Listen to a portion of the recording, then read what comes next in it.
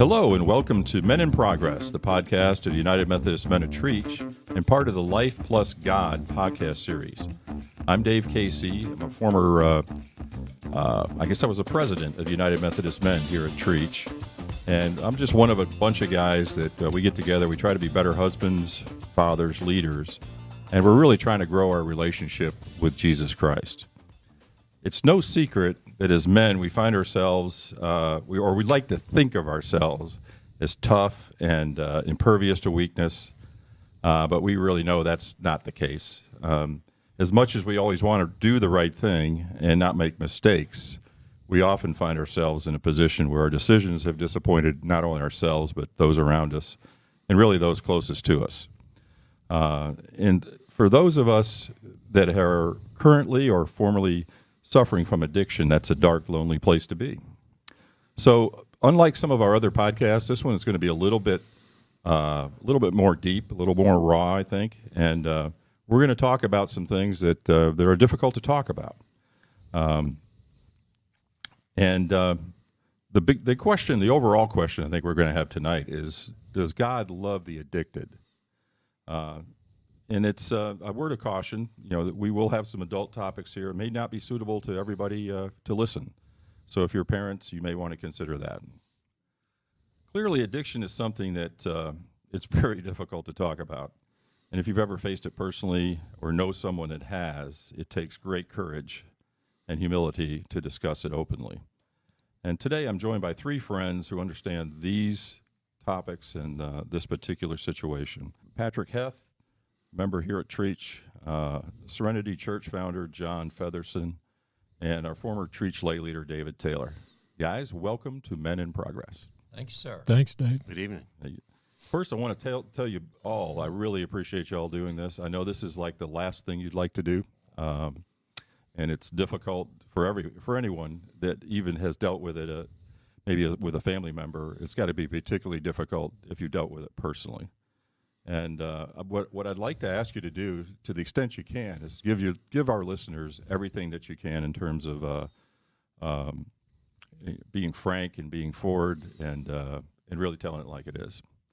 So I'm going to ask you, first of all, what's been your experience, your background with addiction, what recovery looked like to you, and where you stand. So, John, I'm going to start with you. I first experienced the thrill of it when I was in high school. The thrill of it. Thrill of it. Yeah. I grew up a preacher's kid in a very conservative, evangelical, fundamentalist denomination. We moved around a lot, and I hadn't had a lot of experiences. We moved. My dad took a pastorate in a little country town in East Texas. And some of my new friends invited me out to a pastor party after the Friday night ball game. And one of their brothers pulled up with a truckload of malt liquors. Ooh. Yeah. That's way beyond beer. Oh, way beyond beer. Yeah. And the first time I ever tasted alcohol, I drank 13 malt liquors. Holy cow. in that pasture. And as you can imagine. Kind of lucky you're here to tell the tale. Oh, well, literally. Yeah. That's enough to kill you. Yeah, it is. My first time. And, of course, I fell on the floor in a pasture and spent the rest of the night vomiting on myself and laying in cow poop, And got up the next morning, pushed myself up in the pasture, and looked at me covered in vomit and cow poop and said to myself, cool. Cool. What a ride. Huh? I want to do that again. Yeah. And it cycled through my life. I am wired to be an addict alcoholic. I am genetically wired. That's a question we'll dig into a little bit deeper with everybody, I think. But that idea is there such a thing as an addictive personality? Oh, yeah, without question. Yeah. And it's been proven to be a genetic predisposition. Mm-hmm. I mean, it's wired into some people and not wired into others. Wow. And it was wired deep into me. So all it took was that one time. One time. That was doing that. And for a lot of years, I would go through cycles. And I assumed that I couldn't be an alcoholic because I could go for a period of time and not drink. Mm-hmm. But I couldn't drink and not get drunk. I had a buddy when I first came into recovery said, John, now that you're going to those meetings, does that mean you can never have a beer again? And I said, I've never had a beer. I've had 8. I've had 13. I've had 6. Yeah. But I'm physically incapable. Wow. I really believe I'm physically incapable of sitting down and drinking a drink. Wow. Yeah. Wow. Yeah. So, Patrick, how about you? Well, I guess this part of the story is similar. I started very young, probably drank my first beer and smoked my first joint at about 11 years old. I can remember I grew up on a little resort island up in Rhode Island, and the limited number of people in the school system, believe it or not, there was only about 100 of us in kindergarten through 12th grade. Wow. Very small school. And I migrated towards the older kids. And I guess my first beginnings with it were trying to be acting older, and that was a big one, just trying to act older and fit in. So, yeah, began drinking very early and kept it up for about 40 years. Wow. Long ride. Long ride. Wow. Mr. Taylor, how about yourself? Same story. I started very young. I remember in our school, they would bring in convicts to talk to us about the dangers of drugs. And this would be in the 60s, late 60s. And so this is the time of marijuana was a fearful thing. And the movie Reefer Madness was out, and everybody just thought you'd run and jump off a building. So this is like the scared straight approach. Absolutely. Yeah. And it was considered what we now call a gateway drug, so that's what these guys would talk about. For me, I was learning. I was like, oh, that's what a clip looks like. Oh, that's what a joint is. Oh, okay. And about that time, my dad took a job down in Houston, and we moved down to A-Leaf near Houston. And suddenly, nobody knew me. Nobody knew my past. And it opened up a whole bunch of opportunities. I turned 16 down there. I was a big guy for my age, and there weren't really all that many restrictions on checking IDs. So if you acted like you owned the place and kept your cool, you could walk in, buy a case of beer, no problem. And then a couple of my buddies turned me on to marijuana. Cheech and Chong was real popular about that time. It's always the popular culture. It's Oh, my gosh. I was having a ball. Yeah. And like John and Patrick said, I was hooked on getting high. I just loved being drunk or high and trying to act normal around other people. I thought it was a huge secret, that I was carrying around. Yep. Later in life, I sobered up, put myself through an outpatient rehab, went 10 years without a drink or smoke or nothing. Wow. And then my dad died, and I thought, you know what? I'm a grown man. I can do what I want to. And I knew we had a bottle of whiskey in the cabinet for company. I grabbed that bottle. I went out in the backyard. I drank the whole thing. Wow. And then threw it all up Again, all over like the John, backyard. I'm just glad you're here. Really. Yeah. Yeah. Because another part of addiction is it's progressive. And so what they teach us is wherever you quit, if you ever go back, you're at that level. And that's usually what kills people is they will drink back to that level and your body just can't handle it. Wow. My health got bad. My little brother came to me and he said, marijuana's not bad for you.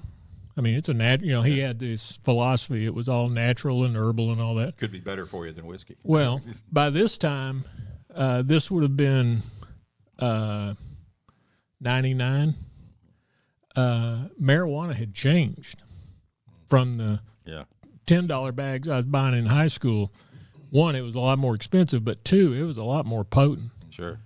And then I figured out I could drink some Crown Royal and smoke a joint, and whoopee, now we got a party.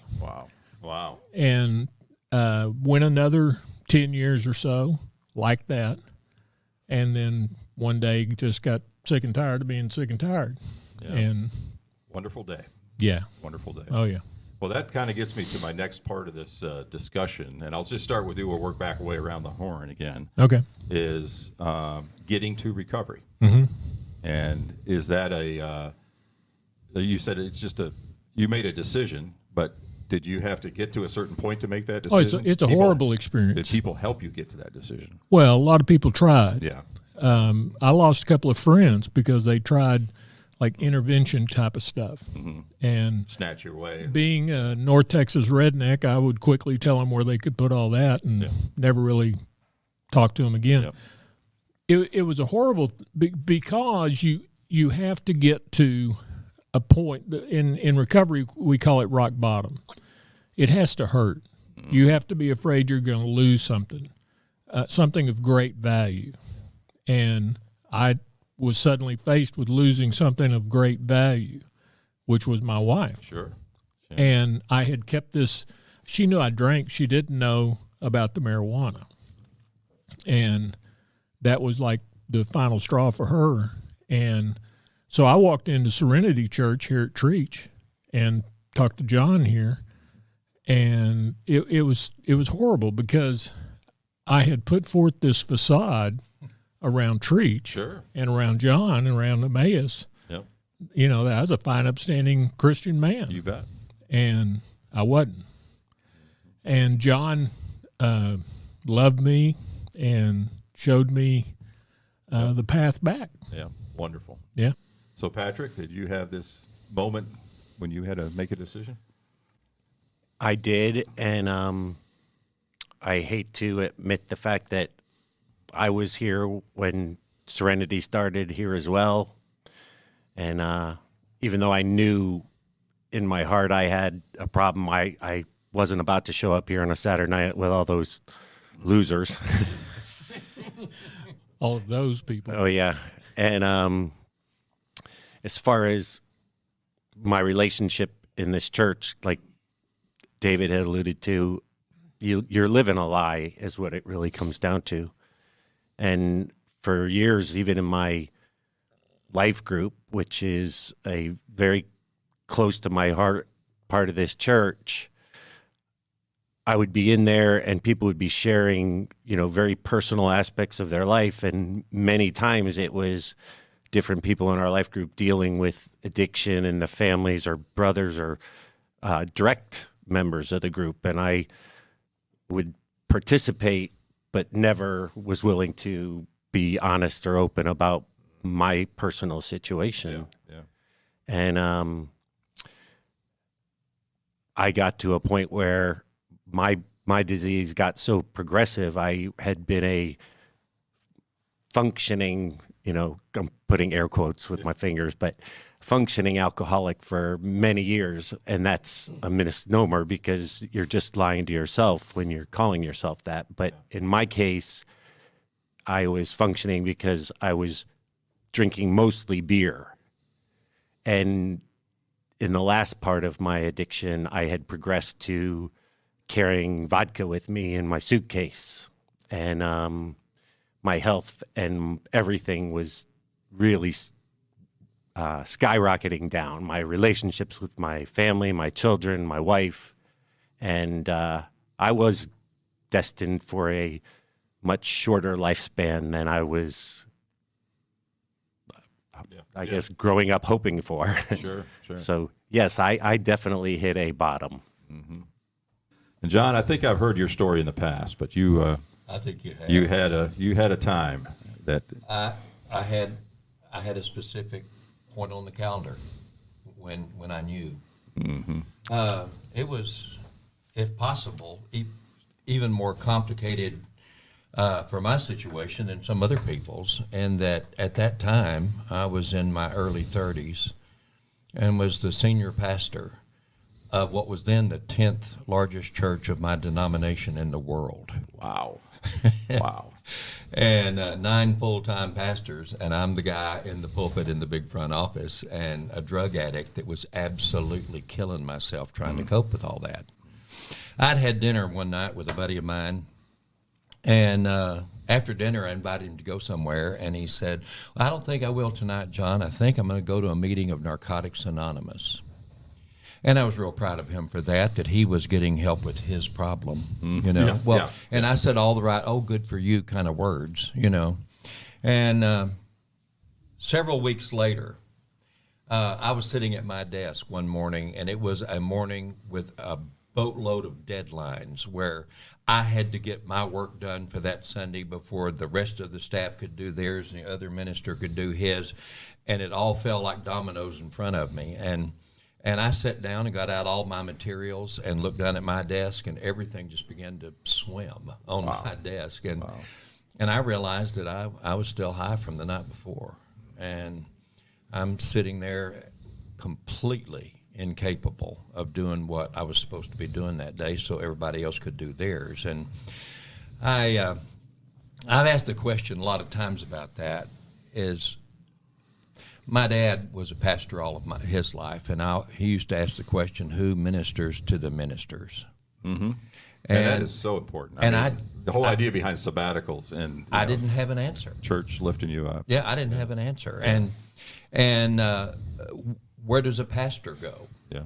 When most people will go to their pastor if they've got a problem out of control. But where does the pastor go if he's got a problem completely out of control and destroying his life? And I didn't have an answer. I just remember that conversation with my buddy. And that was in the late 1980s, so there was no internet to look up an NA meeting. And I called information. And they gave me a number, and I called, and the nice lady said, be at this place at noon and tell them what you just told me, and they'll help you. And this place she sent me was down in Deep Ellum, way before Deep Ellum was, yuppie lofts and high-tech startups. It wasn't fashionable back then. Yeah, it was just a really creepy neighborhood then. Yeah. And I drove my brand new Mercedes down there and got out in my suit and tie, and Oh, man. walked down a dirt alley between two abandoned buildings on Good Latimer, Wow. And my whole life changed over that next hour. Wow. Yeah. Wow. Yeah. What a story. Yeah. So, the question, and I don't even know if it's worded the way that I would do this, but it says, does God love the addicted? Do you know when you're addicted that God loves you? I think you know after you're in recovery, but do you know when you're in the middle of it? And I guess I'll start with David. Well, I'll confess that the reason I really liked marijuana is it made me much more spiritual. Oh my gosh. I used to sit and talk to God out in my backyard and write these great Bible study lesson plans, and it was like the old commercial. I would then show up on Sunday morning and go, well, this is crap. What is this?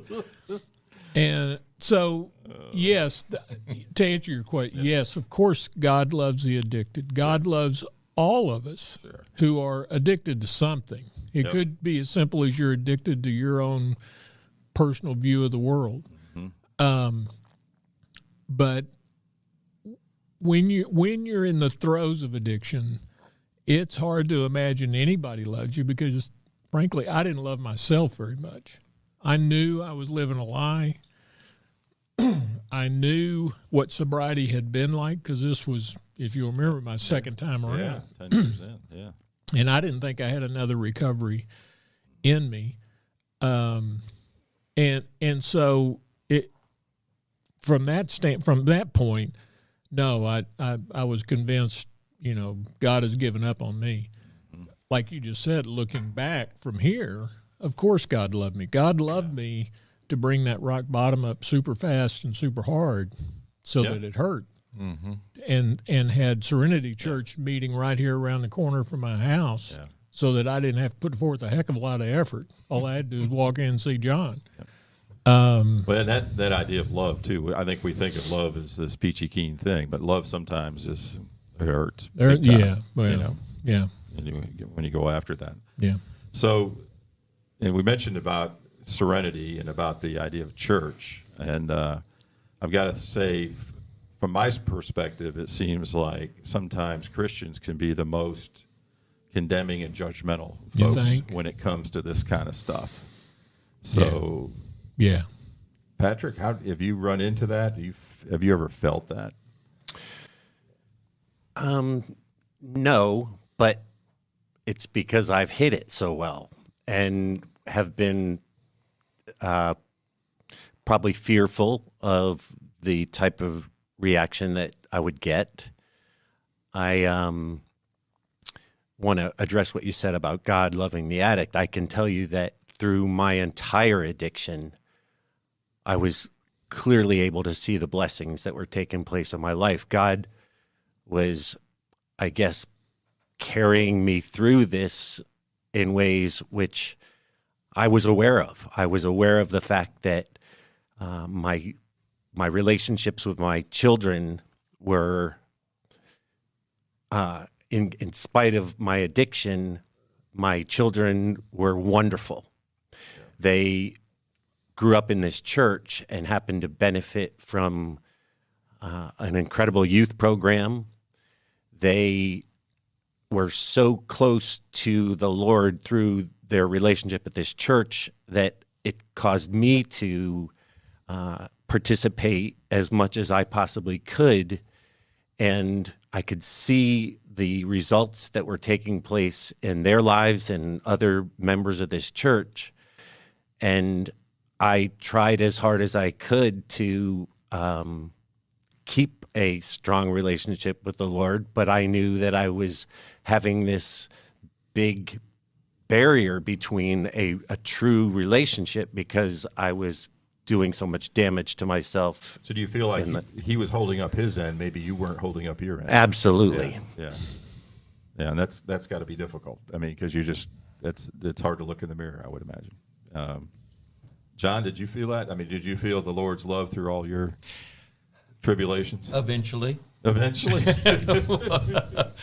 You know, I have always especially loved the Apostle Matthew telling the story of his discovering that love.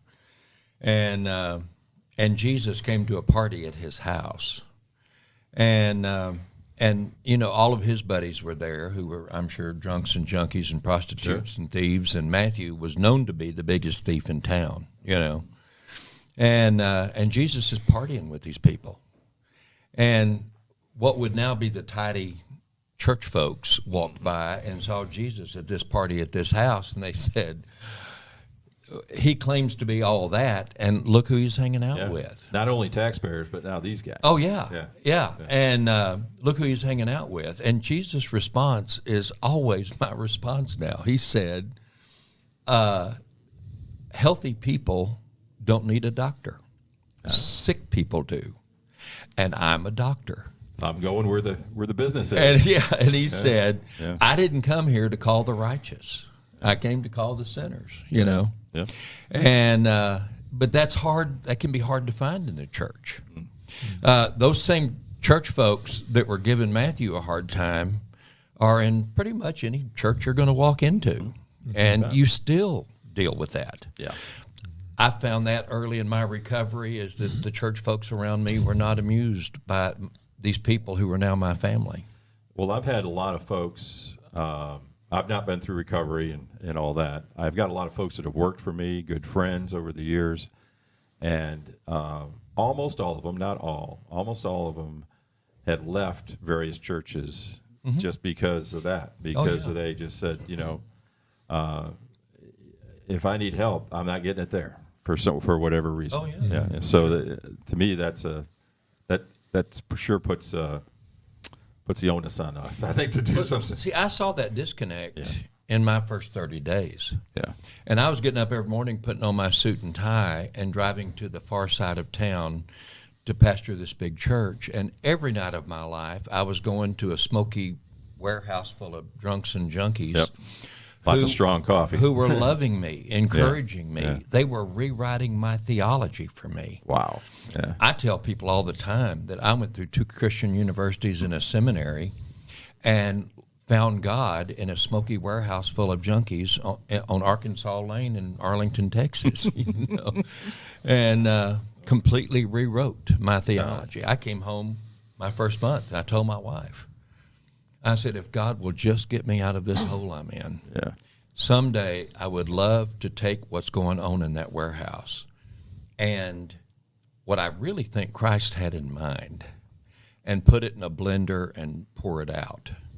And since every recovery group in the world opens with the Serenity Prayer, Yep. I said, I think I'd call it Serenity Church so my people would know it's for us. Great branding. And Yeah. it was 20 years later. Wow. But wow. God made me keep that promise. That's awesome. Well, so you've got the perspective on this, I think. So what do you think's the greatest misconception people have about addiction? Not just Christians, but just people in general. That people get up daily and make this choice. Yeah. That they choose this every day. Why would somebody choose this? Yeah. You'll snap out of it. What are you thinking? See, and my early days of all this, and I think it was real early because I think I flipped from enjoying it to being addicted to it pretty quick. But there comes a point where you suddenly no longer get to choose. I had no choice about this. I had to do this to be what I thought was the best kind of okay I could get. Mm-hmm. And if I lose patience with people, it's the folks who say, I don't understand why my loved one wants to choose to live like that. Yeah. Well, they don't. They don't. It's not a choice. It's not a choice. No. Yeah. Well, kind of the other side of that, now, Patrick, I'll ask you this, because with the journey that you've been on, do you feel your faith has made dealing with this easier for you? I couldn't have done it without it. Yeah. I wouldn't have gotten one day sober without my faith. And I had been watching David for, I don't know how many years after I first saw the video that somebody put together here at the church where people were soul-bearing about certain issues. And I saw David up there, somebody that I respected so highly, admit his alcoholism. And for years, I thought, I have to get the courage to speak with David and see if maybe I could admit that I have a problem and possibly get some help. I didn't reach out to David. I didn't reach out to anybody, and I believe that was primarily for shame. But I can remember distinctly the day that I gave up, got on my knees in my backyard, and admitted complete, utter defeat and prayed that I could at least get through one night without drinking. Wow. And that's about 2.5 years ago now. And just keep those nights coming. Just, day by day. That's a long time. Yeah. Mm-hmm. Yep. So, David, just given what he has just talked about, what role do you think Christianity should play in this whole thing with addiction, with recovery? I like John just said, I read the stories in the scriptures, especially the New Testament stories about Jesus, and I see Jesus going to people that are honest about their own problems. And he questions them. He does. Yeah. And when he's around people that are trying to put forth the image that they have no problems, he's very hard on them and sometimes calls them very harsh names. But it's to shock them to realize you have just as many problems as these people you have deemed to be unacceptable. And I think we're still dealing with that at some level. There are, and don't get me wrong, I love Treach. I love the people of Treach, and in many ways they have made me the man I am and helped me immensely in my recovery. However, there are people here at Treach and other churches that put forth the image that they really have no problems. They're happy to step in and help you because you're a hot mess. Yeah, yeah. But They're just fine. Don't get too personal because, I really don't have any problems. Nope. And their family doesn't have any problems. Exactly. And in some ways, it's just like the addict. They just don't want to admit it. They don't want to reveal and be open about it. So if Christianity, if the church has any role, and it's not just addiction with this, it's everything. It's fear of raising your kids. It's trouble in your marriage. It's, the guy sitting next to you at work that you can't stand. All those kind of issues. The church should be the safest place on the planet to come and talk to people about that. And sometimes it's not, because you're going to be labeled as one of those people. Mm-hmm. And, oh, God forbid I'm ever labeled. Now I'd wear it like a banner. I mean, John's church has some T-shirts they had made up. We're one of those people. I need to get me one of those. Yeah. But through recovery, I have gained a voice and the language and the courage to be more vocal about not only this issue in my life, but a lot of others. Yeah, and you do that well, because you tie that in. We could be talking about something totally different, and I've heard you say, now, in the recovery community, we would call this that. And John alluded to, I've sat in those recovery circles, and in many ways, it is a much better church than church. Yeah. Because of the honesty. When you're in a recovery circle, nobody's hiding. Yeah. You may be the new guy there for the first time, but the fact you walked in that door, you don't go to a recovery meeting to have a good time. You don't go to a recovery meeting just to eat your lunch and listen to the discussion. You go to a recovery meeting because you have at least admitted that you've got something you need to deal with. Yep. Now, granted, there are those in recovery because a judge has told them you need to go here, and we laugh at them because I saw a guy, he was in there for his 7th DUI. Whoa. And he didn't have a problem, and he was very frank about that. And we just, the judge had a problem. The judge had a problem. The cop in his neighborhood had a problem. He was after him. His wife, he just couldn't understand why she wouldn't quit griping about it. Everybody had a problem but him. Yep. And it's just comical. Once you've made that step, once you've decided to be honest with yourself first and everybody else second, it's hilarious to watch somebody try to walk around it. Yeah. Well, and the thing is, I think, in my opinion, for what that's worth, I think when Christianity at the lowest level can be the most effective in that life group meeting, in that group of 4 to 6 guys on a Saturday morning. That's the groundwork that's done. Yeah, and it's wonderful to go to church. It's wonderful to get the message and the ambiance at church. But I think that Christianity at the lowest level, or the base level, I think, is where we can really make a difference in people's lives. Patrick mentioned that video we made to launch Renew. And when Doug asked me to be in that video, I jumped at the chance and I made the video.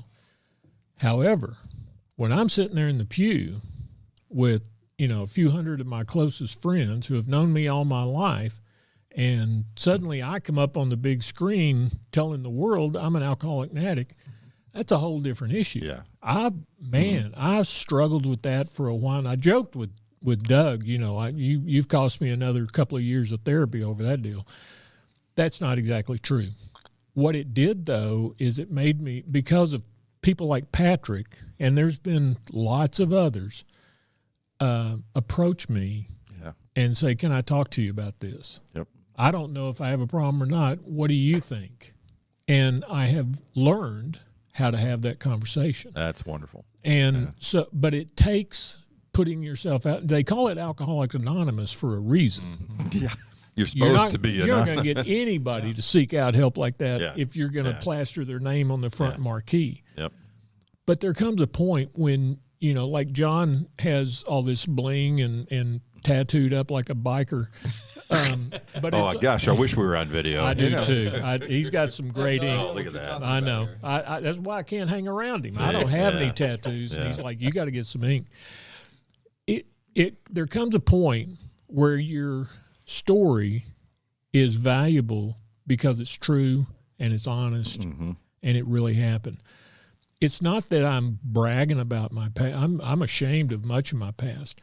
But at the same exact time, I am so thankful, because had it not been for that, I wouldn't be where I am. Yeah, the contrast, and I think just the appreciation maybe And many times when you mentioned, I bring it up in other Bible studies and stuff when we're talking about something completely different. I bring it up because there is so much about recovery that would benefit anybody. You know, there is value in the 12 steps just to be a better person. You bet. You don't have to be a drug addict or almost lose your job or your wife or, you know, any of that. Yep. There's value in just the honesty and the humbleness that comes from doing the 12 steps. So along those lines, and this is really our last question, but and I'll start with John on this. So I pray actually that there's men listening to this podcast that have an issue or issues, and they're really struggling, you know, and they don't even know the next step to take. What would be the top 3 things you'd recommend? Wow, man.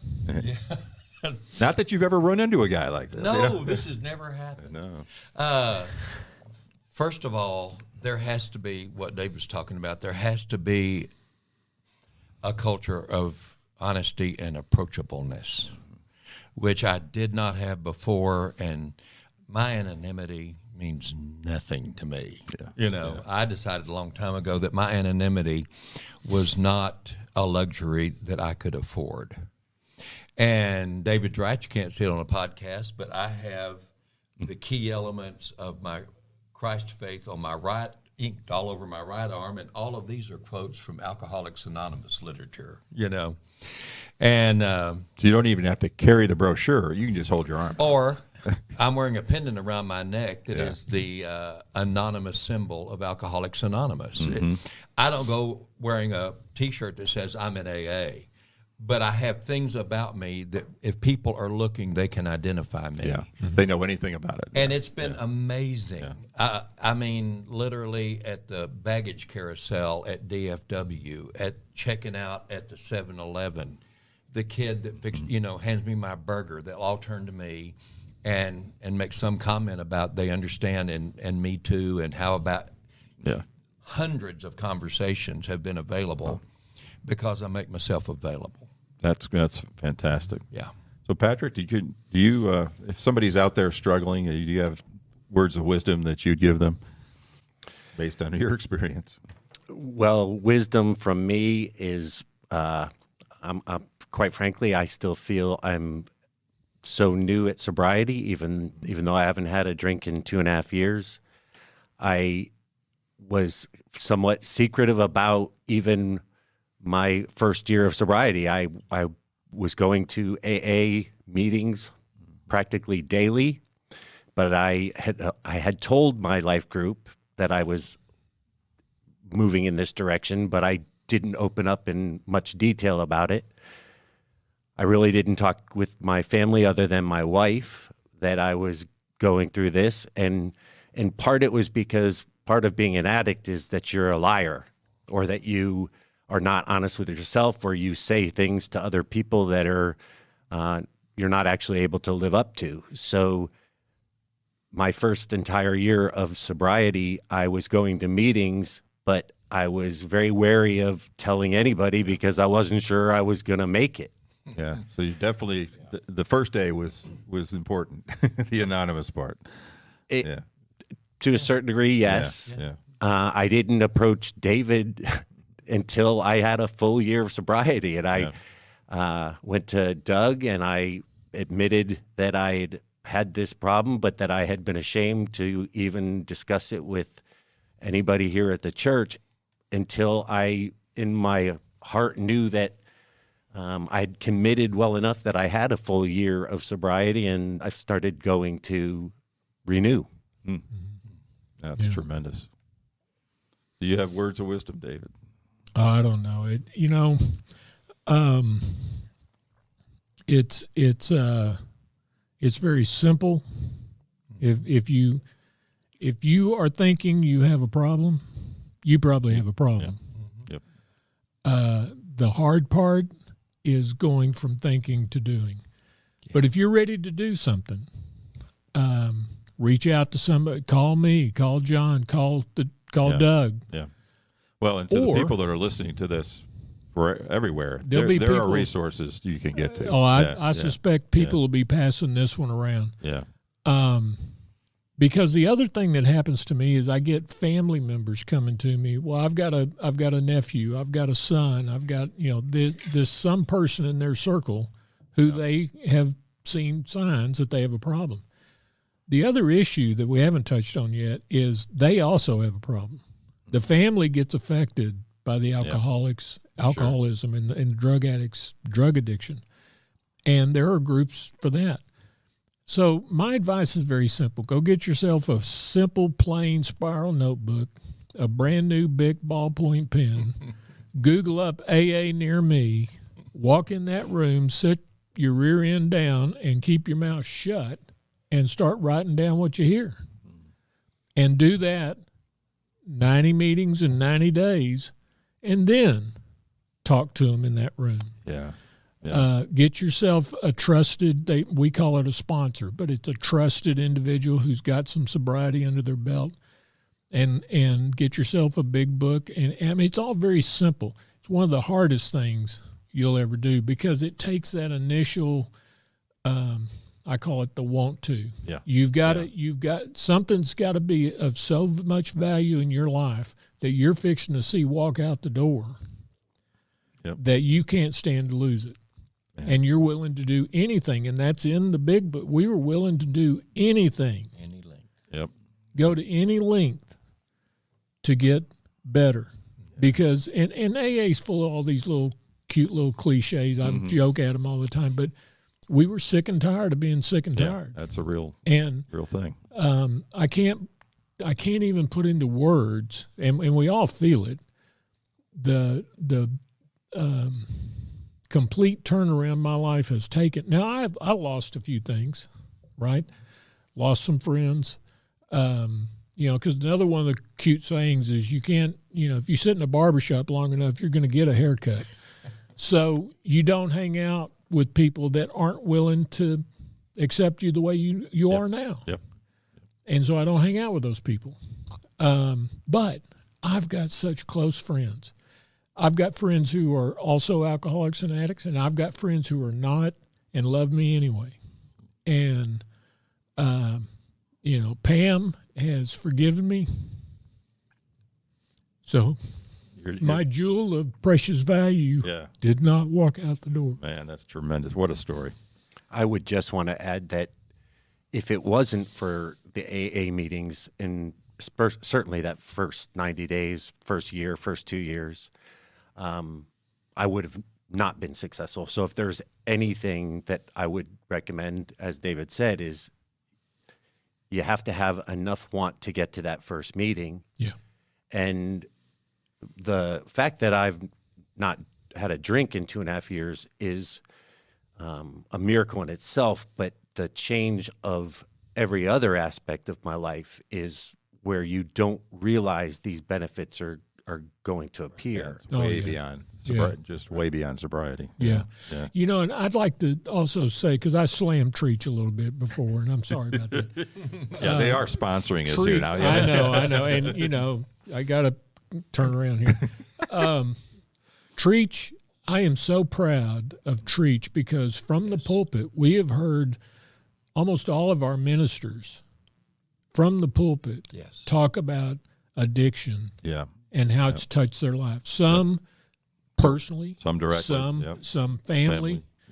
But they have all had the courage to do that. And we have birthed Renew, and that is helping people. We've got a gentleman in Renew who isn't an addict or an alcoholic. His problem is something else, but he's found benefit from the 12 steps. That's tremendous. And folks like John, who started Serenity Church and has birthed Serenity Churches all over the place. There's no telling how much money he's making now.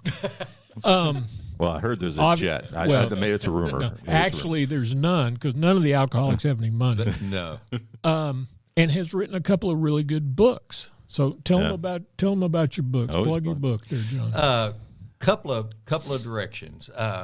First of all, when we're talking about where do you reach, Treach has been more than a great friend and family to Serenity Church. Serenity Church in our early days needed a home, and Treach threw open the doors and said, "Our home is yours." And now we have Serenity churches in places we could not have even imagined that we've helped plant. If you need somebody to point you in the right direction and you want to be really anonymous, go to our website, serenitychurch.net, click on Contact Us, and just say so. That email will come to me and stay with me, and I will help you find the nearest help. Clearly, if anybody is in this part of North Texas in the Metroplex, I'll send them to Treach in a heartbeat. This would be my resource, but there's a lot of sweet places like this. Sure. Yeah. That's and would like to help. Wow, what a resource. Yeah. Well, guys, I have to thank you so much for your transparency. This has been wonderful, and hopefully it's helpful for those that are listening. And what a group of testimonies for Men in Progress.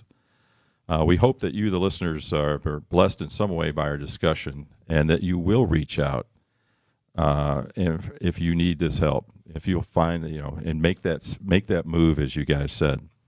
And John just said serenitychurch.net or tmumc.org, which is our Treach website here, in North Texas. And just do /addiction, and there's all types of information there. Many thanks to my brothers, David Taylor, Patrick, and to John Featherston. Thanks for our production team for putting this together, and for all of our podcasts. And I guess in closing, does God love the addicted? Of course he does. We worship a loving, a forgiving God that no matter what or when we can reach out to. And as it says in Proverbs, that as iron sharpens iron, so does one man sharpen another. That's the whole purpose behind these podcasts. And we thank you for joining us to this episode of Men in Progress, the podcast that is of, by, and for Christian men trying to be better fathers, better husbands, better leaders, and just better citizens of the world. I'm David Casey. We'll see you next time. This episode of the Men in Progress podcast is sponsored by Treach Memorial United Methodist Church, where our mission is to lead people into a growing relationship with Jesus Christ. If you're in or near Flower Mound, Texas on any Sunday morning, we would love to welcome you to any of the Treach services. Or you can follow our services anytime on our Facebook page or at tmumc.org.